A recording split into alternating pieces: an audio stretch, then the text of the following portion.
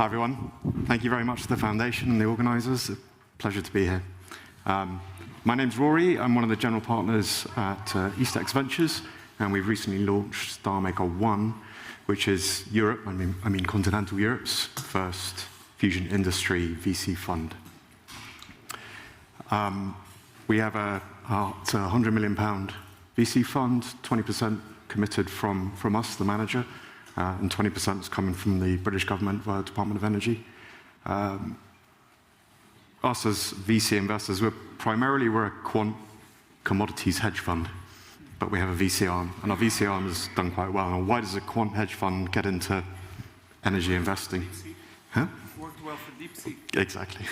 Well, we're really a bunch of scientists, computer scientists, in my case, physicists, mathematicians, but we're all energy professionals and have strong heritage within energy. And by energy, we mean upstream oil and gas, we mean midstream, we mean power, but we really mean energy markets specialisms. Over the past 4 years, we've been developing this strategy. We made our first fusion investment in 2021, and we're kind of developing and making sure that we can get the kind of returns that we're after. So we think we've developed some form of priority access to the European fusion industry. Proven strategy, we made five plus investments, and we're excited about the exponential growth within the fusion industry. That's us. Just a little bit on our track record. We've spent the past 4 years looking at VC and energy. We deployed £20 million. We made about a 5x return in that first portfolio. But really in the past year, we've decided just to go all in on fusion. The rest sort of started to seem trivial, even though we've got some big and exciting companies in there, like Figure and robots and lots of AI businesses. So why fusion and why now? For us, fusion energy is aligned to all government strategic priorities today: defense, clean energy, and AI and compute. Fusion touches all of those areas. So if it isn't a strategic priority at a national level, it's going to be very soon. Interestingly, we've also found that the big drivers of technology in defense and AI are also developing fusion-enabling technologies. So we think HTS tape, for example, development there is really going to be now driven by AI and data centers. We think laser technology, I think that's going to be driven from defense now. But all that comes together in these adjacent markets to accelerate fusion. We don't think the push for just clean energy on its own is enough. So that's part of the thinking of why now. And there's also suddenly a lot of investment and interest coming into fusion, explosion of fusion startups, $6–7 billion of private money going, lots of new companies being founded, and governments launching these national strategies.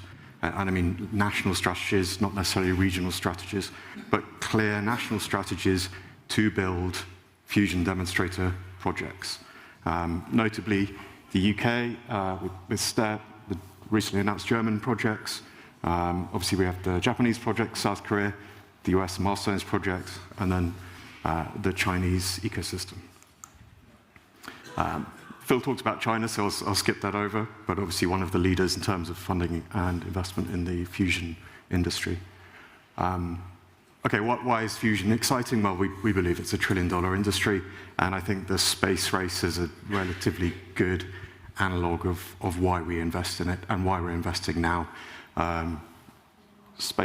Public investment in space, about $1.6 trillion. Fusion energy, public investment so far, about $90 billion. Is fusion, given its complete strategic alignment to those 3 drivers of public policy, is it as big as space? We think it is. We also think a land grab has started to capture the critical supply chains in this coming new strategic energy technology. Energy and resource companies are moving. They've been moving for a while. I suspect they're beginning to move more. Engineering companies are all getting interested. This is just a list of the companies that we've been speaking to. And obviously we have private interests, private individuals interested in the fusion space as well. But outside of the US, there is almost no specialist VC funding for fusion or the fusion ecosystem, like almost none. The lowest, if you look, this is a list here, all sort of deep tech or whatever technology investment categories out there. Nuclear fusion, by far the lowest in Europe. In fact, generative AI in Europe only had about 5% of VC investment over the same period, and I don't think we're leaders in Europe necessarily in generative AI. So, as financial investors, and we are really trying to unpick how we make a good financial return from this industry today, how do we do it? How do we win? This explosion, this kind of Cambrian explosion of fusion startups and companies, we're pretty sure we're going to see the tide go out, the winter come as overly ambitious targets are not met, as hype cycles change and go down. So we need to be investing in the survivors. So who are those survivors? Here's a bit of a meme, it's a bit of a joke. But basically the point is, underneath a fusion company, we need to find a sensible, venturable business. That we are going to solve the energy challenge mission is fine, but what we need to find are investable propositions. So for VC, that means high growth. It means high defense, high margin businesses, i.e. defensible high margin businesses, world-class enterprises, engineers, builders and problem solvers, entrepreneurs, and we need to be looking at multi-billion-dollar outcomes. And we need to get in early so we have sufficient equity ownership to be able to realize those returns within 5, 7, 10 years of the fund life. So who are the winners and survivors through the coming winters? What we're looking for are complex engineering problem solvers, the integrators. We're looking for companies that have customers today. Businesses have customers. We're looking for companies that will own key parts of the supply chain, key parts of the industry. We want CapEx, capital light businesses, and we think there are ways that you can develop fusion companies that are capital light. We want companies that are capable of working with industry, can form consortia, can work with energy companies, can work with the grids, can work with the governments as well. They're capable of winning public projects. They really are capable and have demonstrated that they can work to win big government projects, have developed defensible high-margin business models. They're not just, we're going to build a power station. No, we need a business model here that demonstrates how you're going to generate these defensible cash flows. And we really, really want to push for open innovations through supply chains because we're also investing in the supply chain. So we want to invest in the supply chain, we want to invest in the integrators. We need clear, open innovation through that. What we're not looking to invest in are solution providers, the typical kind of deep tech problem. Hey, we've invented something, I'm sure people will need it. Well, what we want is useful products that people have demonstrated that they want, product market fit, in other words. What we don't want is CapEx-heavy companies that are building power stations. What we don't want is no commercial or deal delivery track record. We don't want companies that haven't demonstrated that they can influence governments and win public projects. We don't want companies that aren't developing a supply chain, that aren't doing that open innovation. And we don't want companies that are over-promising because we just think that's going to accelerate the winter and dry up capital from private markets. Companies that don't have a clear financial proposition, we want to find companies that have a financial proposition.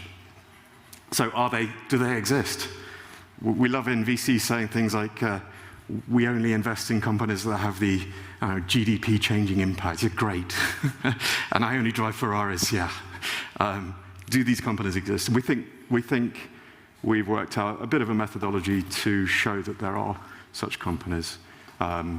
It's a simple, boiling it down to the VC way of looking at it. Yeah, I haven't put the names. Product, market, team, leadership. the three things that every good VC should be looking at straight away. But also profile, i.e. who cares about this company, and capital, who's paying. In product, we're really interested in the companies. This is really just to get rid of the snake oil, to get rid of the ones that really we don't think have any scientific chance of developing a particular approach. Have they mapped out the engineering challenges, like Commonwealth's 6 steps? And do they have the engineering capabilities to actually build such a device?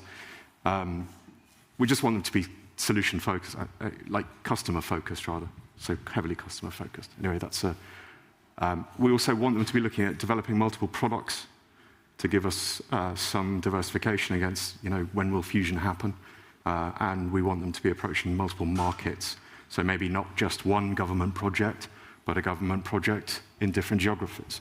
Why shouldn't Tokamak Energy be bidding for STEP? Why shouldn't it be bidding for projects in Japan, for example, or Korea, or Indonesia, or India, or the Philippines, wherever wherever fusion is going to be needed. So, yeah, I know I'm out of time, but the basic message is we're not here to invest in we are solving the energy challenge. We're investing in good businesses that meet VC criteria. We can go into the tactics. Maybe just one thing to show that we're right at the heart of the Column campus. And here I'm not advertising the UK or fusion in the UK. What I'm trying to demonstrate is the need for clusters and how that brings customers together with fusion companies, with startups, with AI businesses, with end-of-life and decommissioning projects, with extreme robotics, with fusion skills development, with a high-voltage grid connection, with the UK's first AI growth zone, with potentially gigawatt class compute facilities on site. I mean, for me as an investor, to have an office in the middle of that is pretty useful. Yeah, we can talk about the UK cluster. Perhaps just to end, StarMaker 1 is 100 million. And if we're going to be developing an entirely new global strategic energy technology, 100 million doesn't get you very far. But I think if we can make it work, if we can make a return for our investors, and we're obliged to do our damnedest to make a return for our investors, then that potentially opens up StarMaker 2. And StarMaker 2 could be a much bigger fund and be, therefore, making capital available for growth stage companies, and then StarMaker 3 even bigger. Thank you.